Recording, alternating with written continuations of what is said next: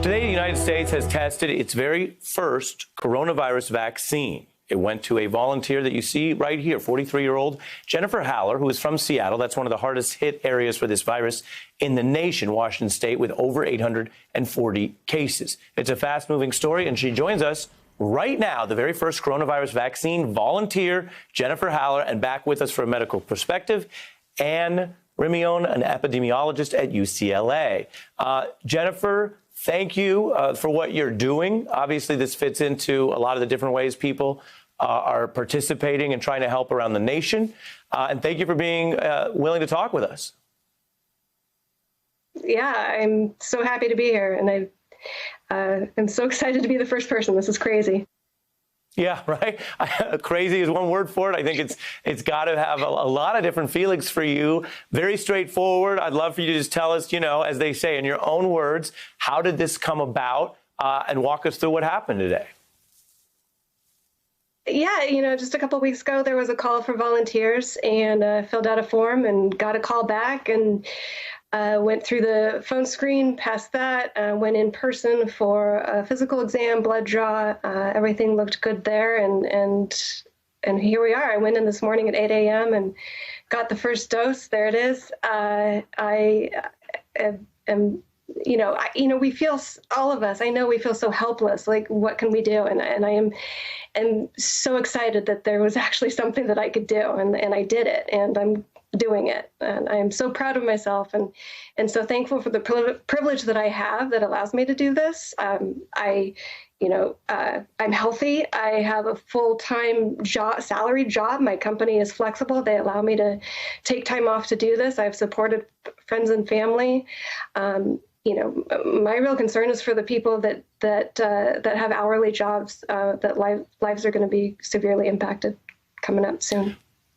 Based on what you're learning and what you're participating in, where does this process go from here?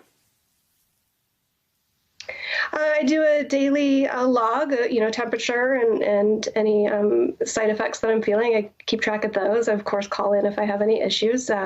Do a phone call tomorrow, phone call the next day. I'll do weekly follow-ups, and then I'll get a second dose of the vaccine in, I think, about 4 weeks. And then I'll be followed through about 14 months through the study. And did the folks involved in this tell you about any potential risks? Obviously, this is, to put it simply, hopefully a good thing, and you're participating in it. But you can imagine some people at home wondering, oh, my gosh, everyone's nervous about all sorts of things right now. How were you walked through the risk? How do you see that? Yeah, a really important thing to understand that's really helped a lot of friends and family who were concerned is that this vaccine uses messenger RNA, so it does not use any of the virus. So at no point during this study will it be exposed to the virus. So that's awesome. Regular potential side effects from a vaccine. Totally up for those. And then, of course, there's the absolute unknown, right? This one has never been tested in a human, and I'm up for it. I'm ready.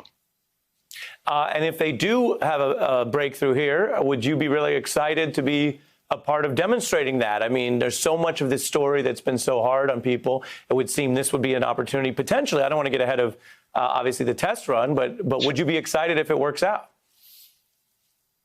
Well, I mean, of course, yeah. I mean, the chance that I could have something to do with helping save lives is huge. And if this isn't the right vaccine or whatever, I mean, at least I'm part of the process. We're part of figuring this out and getting closer to something to help everybody. Yeah. Fantastic. Stay with me. As mentioned, we're getting this very newsworthy perspective from you as Americans and people around the country and the world are wondering about the race for a cure or a vaccine. As mentioned, I have Dr. Rimion here. What do you think it's important that people understand about these types of tests? So In terms of the vaccine that we're discussing right now, vaccines will take a while to be able to move forward and to be able to go through all the safety testing. There are a lot of regulatory aspects here, and what this woman is doing right now, which is really wonderful, is participating in a vaccine trial.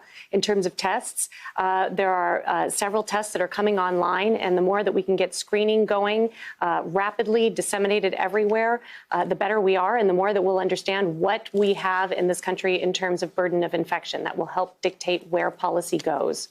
And again, following up to you, everyone wants to know about timelines. How quickly do you think we could learn about whether a given vaccine or a given experimental cure could be workable and then distributed?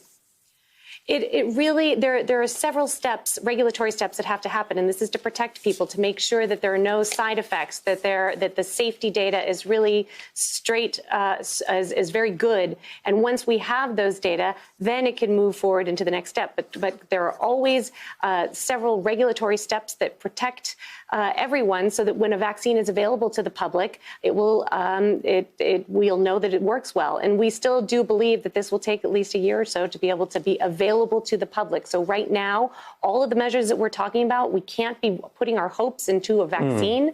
We need to be putting our energy into social distancing, to making sure that hospitals are not overloaded, and that everybody does their part to be able to slow the spread of this virus. Really great points about the difference between a panacea or hoping for this to all just be worked out versus all the things we've been covering that people still have to do. Jennifer, final question. What do your friends and family say? What are you telling them? Some are wary about it, but no, it is amazing the outpouring of support and love that I've received from friends and family, and I've had messages from strangers on Facebook thanking me, and it's so, I'm just so thankful that I get to be part of this.